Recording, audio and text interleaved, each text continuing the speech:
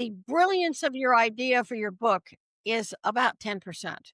The 90% is all the mechanical processes for getting that information out, and it is a process.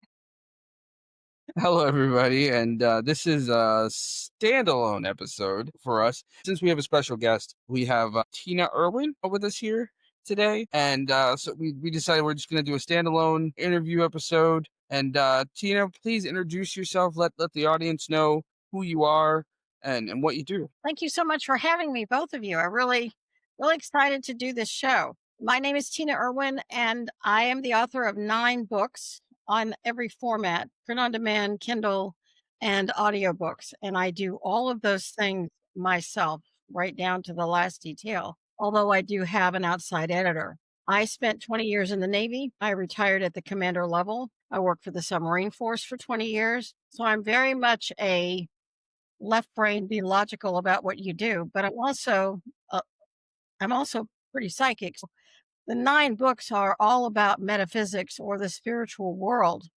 And so that's the whole focus of what I'm writing these days, based on the needs that I'm seeing from private clients, because I help people with unusual spiritual problems. From They feel like they're being haunted. Maybe it's just they think it's routine grief, but sometimes it goes a little bit beyond that. That's what I do, and I've been doing it quite a while, and I really love what I do. Well, we're really excited to talk with you about your publishing experience with your book, The Light Worker's Guide to Healing Grief. I'm going to kick us off by reading an excerpt of his very beautiful writing. Every birth is a dawn, and every death a night, one eternally folding into the other. Every night is alive with the light of the stars and the hope of the heavens, and every death is equally alive with the light of hope in the divine, the hope of life everlasting and of rebirth. This book seems like it came from a really personal place. We would love to hear your story and what led you to this journey of becoming an author. What led to this journey is, in 2003, my 6-year-old niece sat next to my sister on the sofa about 5:15 in the afternoon, and she said, "Mommy, I feel a little hot." And then she dropped dead in front of my sister. And it's it's such a shocking, jarring moment, and my sister knew from looking at her that her daughter was dead. Her 6-year-old, adorable sweetheart was dead, and my sister immediately hops down and gives her mouth-to-mouth resuscitation, and at that point, she saw her daughter's life pass in front of her eyes and my sister's eyes. Was an astonishing experience, even though it was a short life. From that moment on, and I finally get a phone call, "Ariana hasn't taken a breath in 2 hours." And I'm thinking, that was a complete non sequitur. I'm sorry, that would mean that you're dead. No, I'm completely rejecting that. And it turned out they worked on this child for 2 hours. There wasn't a dry eye in the emergency room, and she just never took another breath. And I got on an airplane. I was in California. She's in Virginia Beach. I flew back, and the whole flight across, I'm thinking our family had never experienced a trauma like this. And as I walked in the door to a house that had had a death, because there were police there, it took the coroner 3 days to find out why this child died. There wasn't a mark on her body. Her skin was pristine. Couldn't figure it out. The cause of death was group A streptococcus. She'd been feeling a little under the weather, but by Friday, she was feeling great. Well, we now know that a lot of people rally right before death. That wasn't necessarily unusual. Her sister, who was 9 at the time, came rushing in, and then she ran out to get neighbors to help, and they called 911, and then the rest is this blur of police and horrified looks on people's faces, and the knowledge that you woke up this morning with a family of 4 and you went to sleep with a family of 3, and nothing is ever going to be the same again. So when you walk in the door of a family that's had such a crushing tragedy, you have to really put your own emotions in a box and then figure out how to help the people in front of you, because it's not about me. It's about, what do they need in this moment? And as the process went on, And people came to the door, people wrote to her, they called her.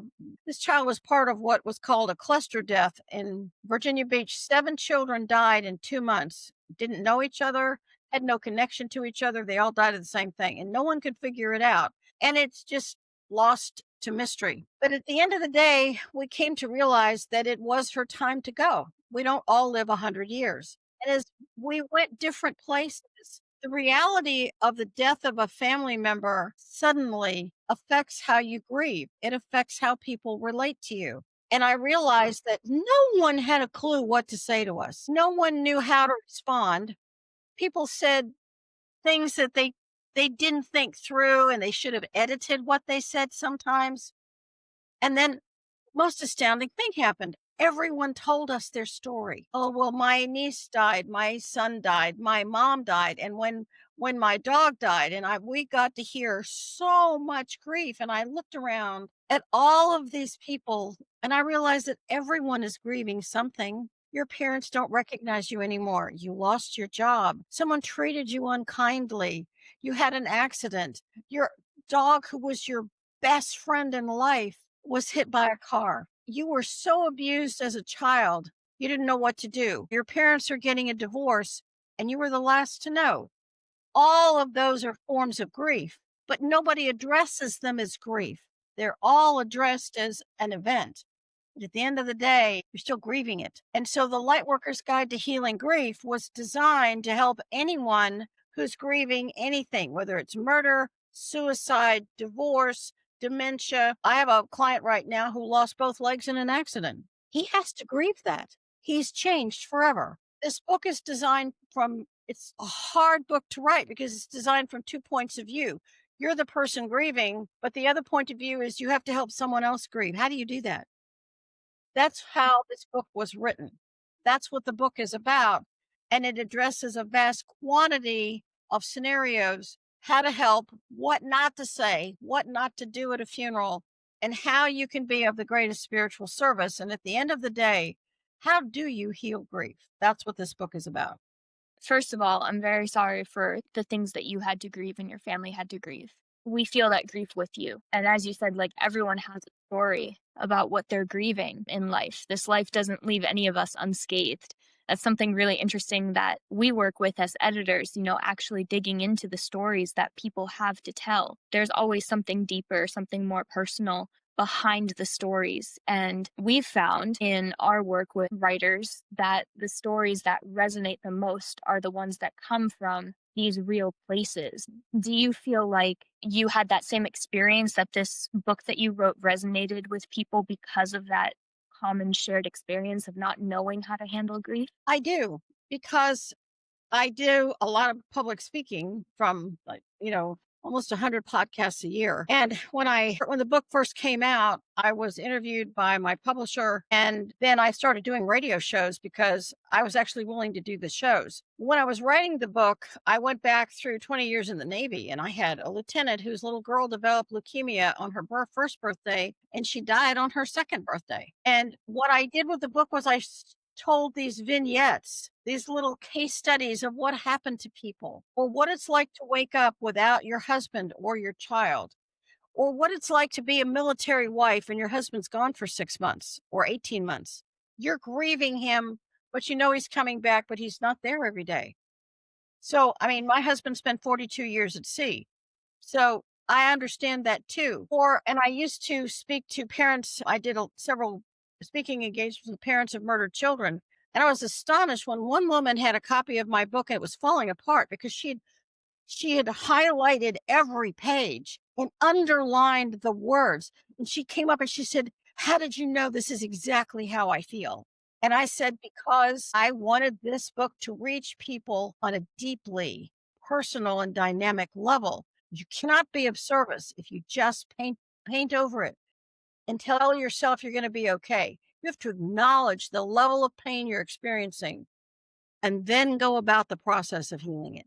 Do you think that the process of writing your book was especially difficult because you were digging into something that was so real, that resonates with so many people, that you weren't trying to sugarcoat, you were trying to be honest about it? Yes, it took me 5 years to write that book, and I sent out copies to 15 different people to read it, and everybody gave me an opinion, and then after a while, you're kind of tidal wave with all these opinions. Then you have to sift through it. Very, very difficult book to write, and it puts you in a position to yes, you're sorting through your own feelings, and you're also imagining you're putting yourself in the point of view of the person who just had someone take their own life. And I mean, in the Navy, I can't tell you how many times I had to sit down with a family member because a military member killed themselves. You have to sit down and you're looking into the face of staggering grief and this now subtle level of chronic pain. But you still have to be there for them and you have to be emotionally present for the person in front of you. When you are emotionally present for them, you're really giving them the best service. That's what the book had to be, which takes it's hard writing that. This is something that we've been saying at One Brilliant Arc a lot with the writers that we work with. Writing is a form of therapy and it's a labor of love because you have to go through that process of finding that healing for yourself. And then it's a labor of love to put that healing onto the page and share it with others.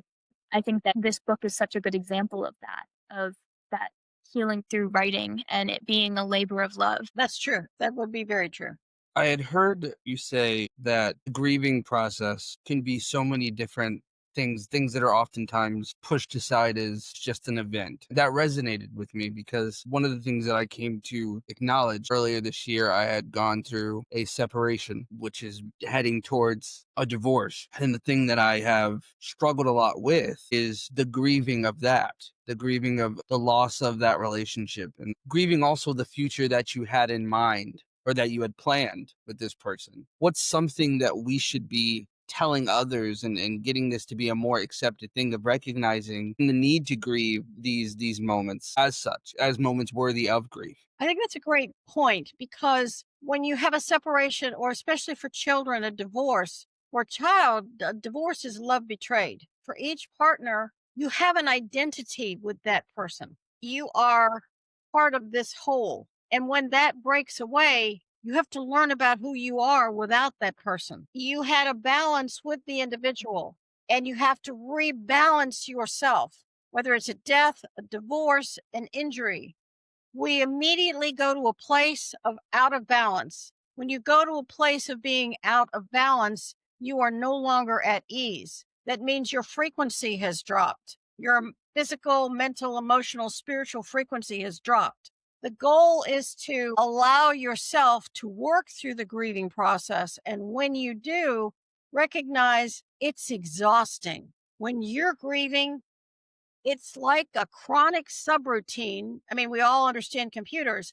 It's a subroutine that's going on in your mind as you're processing what's happened to you, what happened to the relationship, what's going to happen to my finances or my car or the dog we shared or the things we bought together. There are a million subtleties that feed into this subroutine that have to be answered and resolved. And then there's certain angers that have to be addressed and resolved.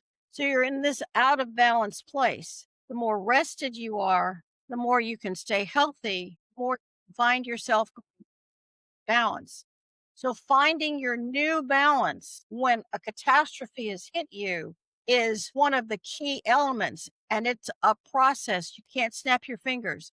It takes time. And being patient with yourself, and above all, be kind and patient to your physical body. Your body's going to carry you from today to tomorrow. To do that, you have to love the body you're in, even though it's sad inside. Absolutely. Definitely. I am curious, seeing that this book addresses such a core need that every human experiences at some point in their life. Were you expecting it to be received well when you published it?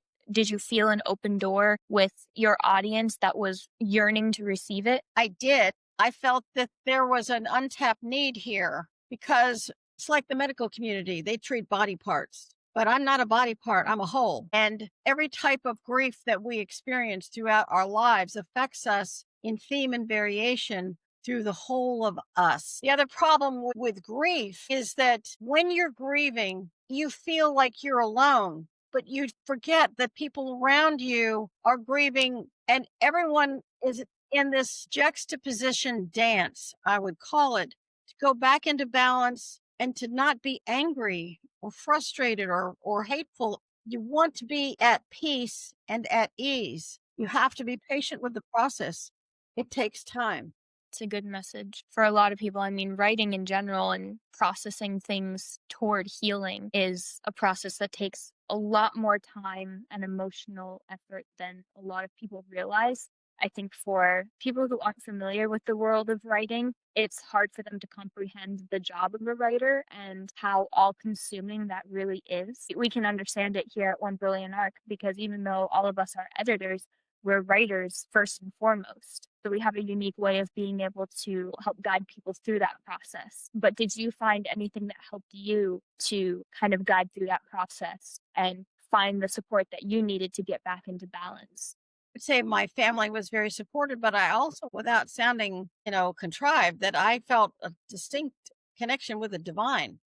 It's as if somebody wanted this book out and I was taking dictation on a lot of levels. It's like, you need to tell them about this and you need to tell them about that. And I'm not the only writer who's felt that. They feel as if there is work that needs to get out. And somehow, if you have a deep and abiding connection to God or the concepts of Christ consciousness, and your goal is the greatest good, that's the prayer you're asking or you're saying so that you can receive the divine guidance to put your book together, then you have to be patient and listen to it and develop a relationship. Basically, it sounds like it's a little crazy, but it sounds like with the other side, so that you can hear what you need to hear without some sort of emotion shoving you over the waterfall. You have to develop enough detached compassion because you're writing these case studies about some of the saddest things that people experience, especially suicide. And yet you still have to write, what does it take to help someone? But what makes this book especially poignant is there's something called the crossing over prayer at the end of the book, which enables any family member to cross over their dead without the use of a medium. I am a medium. I don't think you should have to pay a medium to help your family member. I think you should be able to do it in the privacy of your own home with a prayer that connects you directly to God. And that is in this book, and it's in almost every book I've written. So it's more like a mission than anything else. Yeah, definitely. I relate, and I know other writers who relate to feeling that divine need, that there's something inside the creative spirit that connects with something bigger than just our human realm. Jared and I have actually had a lot of conversations about that, about how uniquely spiritual creatives are, being connected to that thing that is bigger than themselves, with story being the connective tissue of humanity. Absolutely.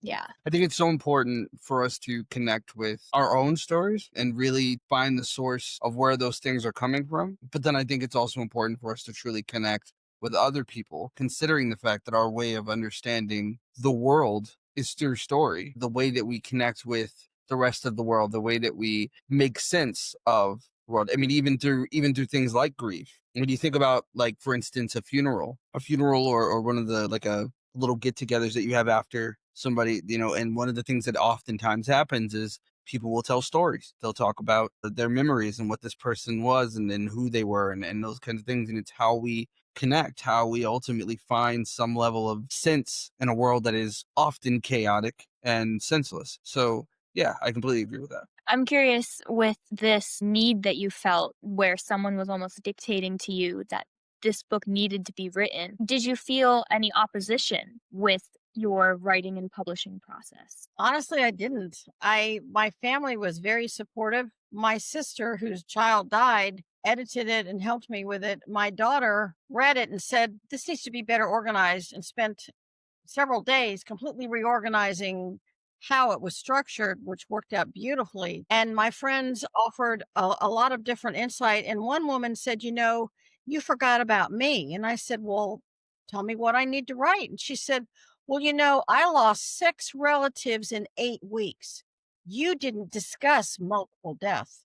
And I said, you're right. I didn't. I need to go and talk about that. Thank you for sharing, because I didn't think about that. She lost 6 relatives of completely unrelated things in a period of 8 weeks. She had 6 estates to settle. My gosh. Some people have some incredibly challenging situations. So, yes, I got a lot of help, all the way along the way. That's awesome. So tell us about the publishing experience. Now that we've walked through the writing experience. With the publishing experience, did anything catch you off guard? Did you feel prepared for the process? I didn't know what to do with this. And my sister says, well, you should try, the Edgar Casey Center in Virginia Beach, the Association of Research and Enlightenment. They publish spiritual books. And it's like, okay. So I visited her. This was in 2008, which was 5 years after my niece died. And I brought a completed copyrighted manuscript in, and they said, most people give us an idea. It's complete. I said, it's complete from start to finish. And they said, okay, well, we'll let you know. I said, okay. 24 hours later, they said, could you come in tomorrow and sign a contract? And I said, really? And they said, it's a really good grief book. It's a really good grief book. So I said, okay. And I didn't know what royalties were, but they were offering 10%. And I thought that was really low. So I asked for 15, and they never had anybody negotiated. So they said, Wow. okay. And then I came in to sign a couple days later, I came in to sign the contract, and they gave me a $2,000 check for the advance. And they only printed so many copies. This part I didn't understand. They only print so many copies. They only printed, I think, 9 books a year. That was all the authors they took for an entire year. And I was one of their 9 authors in 2009. And then I went through their editing process, and, because it was for Edgar Casey, I had to have an Edgar Casey quote at the beginning of every chapter. Well, I'd studied him for years, so I could easily add that. And I'm a pretty fast writer, so I had to make changes over 30 pages, and I did that in 4 days. They never had anybody write that fast. But what I didn't realize is once they finish that particular printing run, they don't ever print it again. And I was horrified at that, because you print X number of copies and then you never print it again. Somehow that bothers me, but I didn't know what to do about it. In 2009, Amazon was just coming out with print on demand. And Mhm. I wanted the book to be print on demand. I wanted that. Kindle was just coming out. I mean, you think about it, it hasn't even been 20 years they've been doing this. That's how rapidly publishing has been changing. And so Mhm. I was the very first book that the ARE had ever put on Amazon. I pushed them and pushed them and pushed them to do this on Amazon. So they said, okay. And they said, well, now that we paid your advance and we've sold all the books, that's it. And I said, well, I want my rights back. They said, what? I said, I want my rights returned to me because I want to continue publishing. And they said, well, we want to keep the Yep. Amazon rights. And I said, no, I want them all back. And I want a letter to that effect. I already own the copyright. I had a very, very, still have a good relationship with these people. They are the best. They're really great, really good group of people. And me a letter, and they granted me back all of my rights, which I had to file with Amazon, because then I could do Kindle. And it was a lot of years before the audiobooks came out, I had to learn how to do audiobooks. But after that, I was able to take it on my own. But the interesting thing was, I also did not know that with a publisher, you don't get to pick the cover. The publisher gets to pick the cover. And I kind of took my breath away. I don't know what I thought was going to happen, but I said a very profound prayer many, many nights that the cover they picked would represent the contents of the book, not the dark, brooding grief books, but something uplifting. And so they came up with this cover, which was filled with light and hope and represented love. And I honestly felt like my prayers were supremely answered. I could not have been happier with that graphic artist. I thought she did an amazing job. Learning how to deal with print on demand was hard, but I became a beta tester for Amazon for print on demand, and then a beta tester for Kindle. And then they came to me last year and said, you're about to do your 9th audiobook. Would you like to try an AI voice and be a beta tester for us? Well, it was tempting because my ninth book is 461 pages, and Amazon won't publish beyond 500 pages. So we had to really edit that, big boy down. And I listened to the voices, and they lacked that human quality of emotion. To be blunt, they lacked my personality. AI cannot give the reader, the listener, my personality, my voice inflection, and my emotion that I put into reading. I had to practice and learn about breath. I had to learn a lot. And so I declined the AI. It took me months to do the audiobook for each of the 9 that I did. The difference also is that when you're publishing with Amazon, your royalties are 70%, not 10 or 15. That's a huge Mm. difference. The other thing is you're instantly global. I have a following in India, Australia, New Zealand, the UK. People all over the world are buying my books. And I did not want to be limited. I have designed all my other covers, all 8 out of the 9 covers I came up with myself. My niece helped me with the last one. I would say that I've had 2 wonderful publishing experiences. And I personally really love the freedom with print on demand. And, people tell me, oh my gosh, I can just sit, I listen to your books, especially your ghost story books, over and over.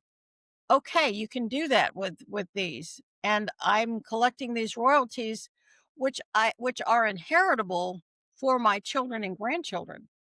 That's a really big deal to me. Not one and done. It just keeps going on. But that changed because of how Amazon revolutionized publishing.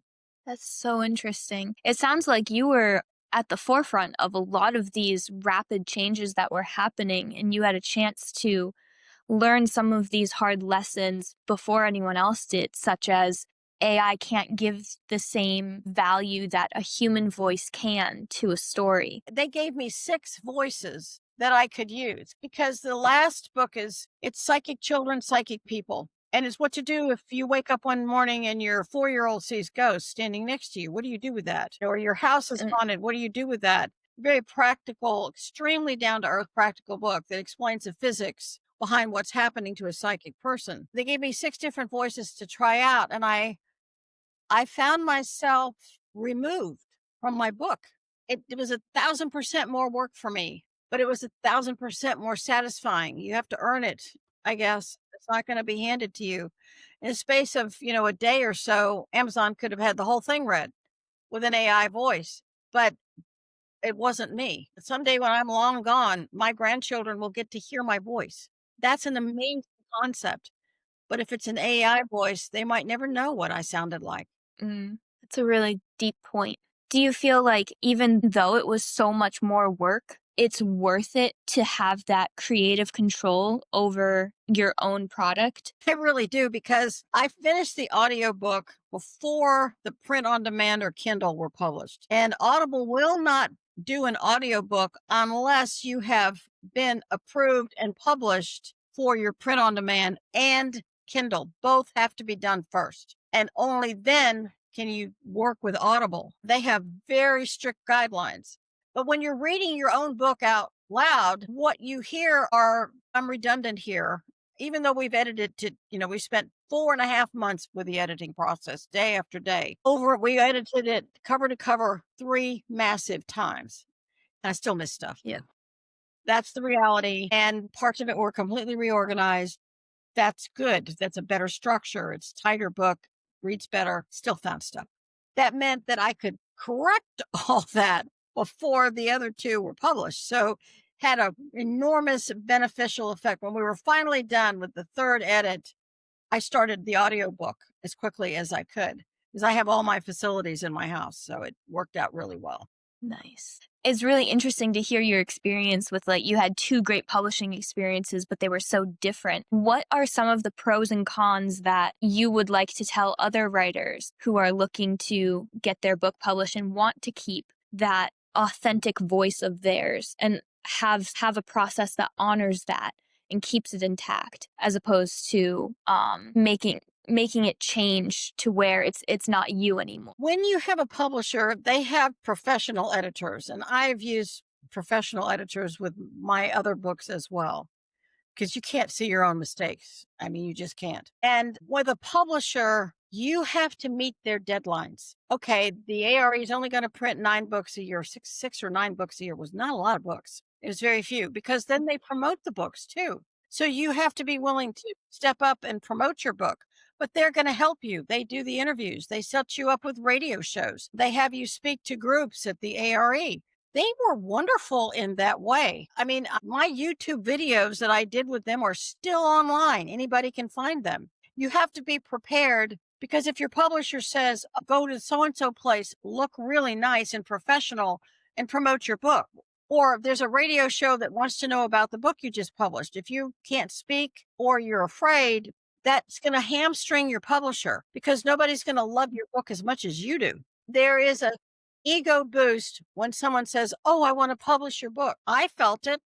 I was kind of stunned that it's like, really, 24 hours later, you really liked it? And it's like, oh yeah, it's complete. They kept saying it's complete. It's complete. It needs, a little editing, but it's complete. It's like, okay, but I couldn't pick the cover.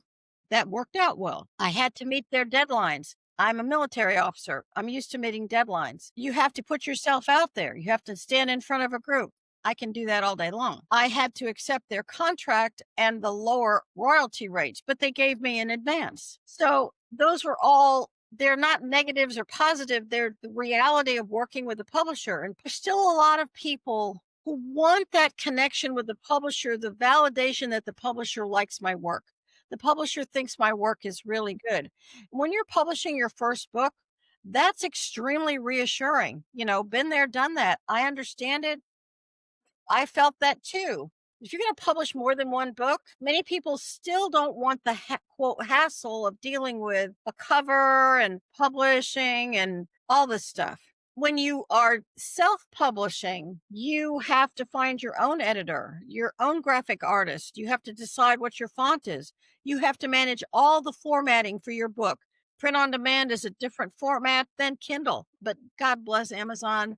A lot of criticism of Amazon, but they have streamlined publishing. It's 1,000% easier than it was in 2009. You really have to think about what you're doing. What is your cover going to look like? I looked at over 2,000 images for this cover until I thought I'd lose my mind. Something to be very careful of is there are a lot of AI images in Adobe Images, and there's Corel Images, and some of them are gorgeous images. Good Lord. The artistry you can do with AI is mind-boggling. But you have to be very sure about your rights with that. I stumbled on this piece of information. Whoever is offering that image, because even an AI image has some type of an artist behind it, unless you create it yourself, which I was terrible at that. If they create the AI image and they're not getting a royalty because you're using it, they can come after you. So you have to be very, very sure of the rights process. So when I buy an image from Adobe, they tell you what your legal rights are. I pay for rights to publish on a book. So if this book publishes 1 million copies, I'm still within the legal framework of it. The other thing is you have to make sure you copyright your book, because people can come after you. And I do all my own copyright. I own several trademarks. I do all that work myself. Copywriting, not that hard. Costs you a little bit, but it's a whole lot cheaper than an attorney. So you're paying for an editor, graphic person, you're copywriting, or you're paying for a copyright person. You're paying for somebody to format it and edit it. So are you going to do all that? How much can you do yourself? How much are you going to pay somebody to do? A publisher is going to do all that for you. It's a huge trade-off. And once it's published, how are you marketing it? Do you have a website? Are you willing to do podcasts? That's my method of marketing. I joined Podmatch and I love them. They're a wonderful company. And I do 80 to 100 podcasts a year. And I have my own personal podcast, Ghost Helpers, on YouTube. So I do the podcast and the editing and upload it and get all that done. So where I'm going with this is the brilliance of your idea for your book is about 10%. The 90% is all the mechanical processes for getting that information out, and it is a process. It is. I think that process catches a lot of new writers off guard because they have something inside of them telling them they have to write this story, and they get to the point where they've gone through that extremely personal and deep processing journey of getting all of the words onto the page. And then they go through that crazy editing process, which takes so long and is so much more work than you ever anticipated. And then they have no idea what to do from there. It's something that I wasn't prepared for when I was writing. I was also much younger. I didn't have as much of an education of the world and what options were available.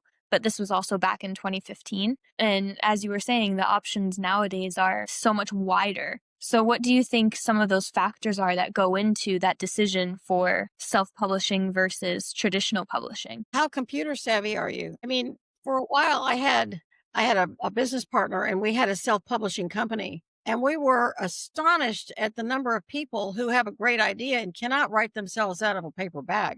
They don't know grammar, punctuation, sentence structure. They don't know the difference between an adjective and an adverb. And Mm, you can only edit so much, and the rest of it is basic writing. Some of them have really good ideas. The problem is if they don't know themselves what they want, it's really hard. And looking at this from a publishing point of view, how are you going to tell this person that you need some basic education in grammar before you write another chapter? You need to understand the writing process, what puts a sentence together, run on paragraphs. You have to have a basic understanding of how language works or what makes a sentence flat and what makes it interesting. When you're opening a book, what grabs you? Every birth is a dawn, every death a night. Okay, now I have your attention. I worked on that really hard because I wanted that person to feel the balance of the circle of life, light and dark. It's not evil and bad in the end. It's a process, it's a cycle to ease them into the understanding. And every book has to be that way. The other thing is tell me a story. Even if you're writing a book that's supposedly dry, like a grief book, I have 3 books out on karma. Well, how dry is that? But if you make it interesting, how do you turn the phrase? Is there a better way to say it? And after 20 years in the military, they want you to get to the point just like that. They don't want anything flowery. I had to completely learn how to write in a radically different way. That was very difficult. Then I wrote a trilogy of ghost stories, which are ghost stories from the ghost point of view, because I spent a lot of time with dead people and they tell me what happened to them, including people who were murdered. My daughters in law said, "You have got to put this in a book. These are just fascinating stories." Okay, well, the difference in my writing from book 1 to book 3 is night and day because I'm dealing with grief and karma. And now all of a sudden I'm weaving a story into what happened to this person. What is the opening? How do I grab you? How do I describe what you're seeing? And sometimes my daughter would read it and she goes, "Okay, this is really flat." Oh, yawn. Grab me, make it interesting. And finally, when she was reading one of the stories, she said, "I completely forgot to edit this story. I was completely wrapped up in what's going to happen to this guy." I know the That murder's that's when you I know got the it. murder's coming. I know he's dead, but how did he get there? Mhm. So it's not enough to write. You have to figure out what is good writing and what isn't. And you have to toughen your skin because everybody's going to tell you if you say, "What do you think?" And I really want to know, put your raincoat on because you might get something on you when they tell you that it's not that great to begin with and you need to fix this or you forgot that or did you miss this part of the story? Or this is banal or boring or oh yawn. And Mm. or there was one story where all of these women were gathered in a graveyard and they're all telling me the story. And finally, I there's a sentence in this book that talks about and I looked at all of these different women. Some were from the North, some were from the South. It was a Civil War graveyard. And it didn't matter what side they were on. They're all grieving someone they loved. And they never came home. They never put their arms around them. They never got to say goodbye. They never came home for supper. And one of my daughters in law just burst into tears when she read it. Okay, that struck something in her that goes back through time. If you're writing in different types of genres, you have to be flexible enough to make that shift. I don't write romance novels. I don't write action adventure. I explain metaphysics through case studies and stories so people can put names and faces to the unimaginable. People have weird psychic experiences they don't think anybody's going to believe. But I'm giving them a voice with these stories. You have to become pretty tech savvy. We had people who could not use Microsoft Word. If you can't type and you can't use Microsoft Word, nobody's going to type it up for you. You're going to have to do that yourself. And publishers assume that it's Microsoft Word. You have to look at how are you getting it to the publisher if you're using it? How are you interfacing with Amazon? And be prepared to watch a lot of YouTube videos for how some of this stuff works. Equipment do you have to buy for audiobooks? Do you understand how to soundproof a room without costing thousands of dollars? Do you make your own video? How do you get over your fear of a camera, even if it's just on your MacBook Air? You have to come out of yourself. It's as much your own personal journey and process as it is the message you're trying to convey. And if you can get through all that, then you might make a little bit of money. But I would like to warn writers out there, especially metaphysical writers. There are certain publishers, and I'm not going to say their names, but they splatter you from one end to the other. They're going to publish your book and they're going to really make you a household name on and on and on. And every single person who published with that company never saw a penny. And I will tell you, from the time I started publishing with Amazon to this day, I've never had a single month without royalties. And I'm saying that not because Amazon's so great, but because the royalties don't go through anybody else. It's from Amazon to me. And they say Amazon Australia, Amazon India, Amazon UK. I think I get Amazon Japan too. So they tell you where the royalties are coming from. Some things do better than others, but there are some publishers, you need to talk to other people who publish with them. Don't just believe what they tell you. Don't just believe that. There's some Definitely. very bitty, and you're never going to get your rights back. They're never give them back to you. Be very careful. Good words of advice. I find it interesting. You mentioned the two keys that we talk about all the time with writers that we work with on how to actually write a book that will make a real difference. And those two keys are knowing yourself and knowing what you want to say. Because if you don't know yourself and know what you want to say and what your authentic voice sounds like, someone else within this process is going to come in and change it to fit their idea of what you should say. And also telling you a story, because story is the mechanic that connects all of us as humans and transcends the barriers of time and culture and space and all of that. Story is what connects us all as humans. Like Jared was saying earlier, it's the connective tissue of humanity. And the biggest thing that I think is so key to writers doing a sacrificial service of love for people, a labor of love with their work is, like you said, Tina, they do give people a voice. When you know your story and you've understood it and then you write it down, that is a gift that you're giving someone because you're letting them see themselves in your story. You're letting them recognize and validate their experience through the words that you are giving them to describe themselves. And I think that's something that's so powerful. I think it is extremely powerful. And when I was talking to parents of murdered children, I'll never forget this one woman. I mean, it's Virginia, it's the South, and she is very proper. And she talked about her son who survived Iraq and came home and was murdered by some thug in a park. And she talked to me about, and this is in the Crossing Over Prayer book, her story, because it's not just a book of prayers, it's a book of stories about this helped this person. And she said if he died in Iraq, he'd be a hero. But he died defending this little boy against this horrible man. And I said, but in God's eyes, he is a hero. Service to humanity doesn't wear a uniform. Everyone who reads that story goes, oh my gosh, I could feel her pain. But you're right. Her son was a hero. Maybe that's what he came there for. That child got to see someone stand up. When you take the stories that people share with you and you make it real for the reader, they're not crazy. They can understand, and it helps them equate to something in their own life. And whether you're writing a romance novel, an adventure story, you're taking the reader with you.